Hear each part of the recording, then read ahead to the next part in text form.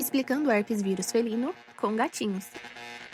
O gatinho tá preocupado. É que ele ouviu dizer que tem um vírus perigoso por aí. E desde então, o gatinho tá achando que qualquer espirro é sinal do apocalipse felino. Mas peraí, gatinho, sem desespero, a gente vai te explicar tudinho de um jeito que até gato entende. O vilão da história atende pelo nome de herpes vírus felino e pros mais chegados, FHV1. Ele pertence à família Herpesviridae e gênero Varicelovírus, o mesmo gênero e família da varicela humana, aquele que causa catapora. Eles, no entanto, são primos distantes. Pode ficar tranquilo, viu, gatinho? Não vai ter gato passando vírus pra gente e nem gente passando vírus pro gatinho. O vírus tem uma estrutura de 4 camadas bem organizada. Um núcleo com genoma de DNA de fita dupla envolto por um capsídeo icosaédrico, uma camada de tegumento proteico e um envelope lipídico com espículas de glicoproteína. Bem chique, né? Por falar em envelope, ele é super importante. É ele quem facilita a entrada do vírus nas células e torna o vírus frágil fora do corpo do gatinho. Basta, por exemplo, um sabão, calor e desinfetante para conseguir romper esse envelope e inativar o vírus. Ou seja, fora do corpo do gatinho, o tal do vilão não é tão forte como ele pensa. E os vírus de DNA, como o herpes vírus felino, não conseguem se multiplicar e causar mutações tão facilmente como os vírus de RNA. É o caso do coronavírus, do vírus da FIV, da felve. Mas enquanto o vírus tá dentro do corpo do gatinho, ele é bem do espertinho. O FHV1 tem tropismo. Nesse caso, ele tem preferência por certos tecidos. Gosta das células epiteliais do trato respiratório superior, da conjuntiva oral, nasal e ocular do gatinho. Isso porque essas regiões têm receptores específicos na superfície celular que o vírus consegue reconhecer e se ligar. Eles são íntimos. É como se eles tivessem a chave certa para entrar na porta dessa célula. Além disso, essas áreas são expostas ao ambiente. Então, se o vírus é transmitido por aerosol, secreção nasal e ocular, é ali que ele encontra o primeiro alvo fácil. Gatinho fica infectado. O vírus perigoso se multiplica nas células dele, causando sintomas clássicos da rinotraqueite infecciosa felina, que são espirro, secreção nasal, conjuntivite e febre. Em casos mais graves, podem surgir também sinais sistêmicos, ou seja, sintomas que afetam todo o organismo, como perda de apetite, apatia, letargia, desidratação, emagrecimento e um mal-estar no geral. Esse vírus é o principal causador da rinotraqueite infecciosa felina, embora não seja o único. E aí vem o pulo do gato. O FHV1 é esperto por 2 motivos principais: a invasão imune e a latência. Pensa assim, ó, o sistema imune é como segurança que patrulha o corpo do gatinho procurando inimigo. Quando ele encontra um vírus, ele marca, ataca e destrói. Fora isso, ele também vai produzir moléculas especiais, chamadas de glicoproteínas, que enganam o tal do detetive. Essas moléculas mudam o jeito como o vírus se apresenta, como se ele colocasse um disfarce, uma fantasia. Então o sistema imune olha pra ele e pensa,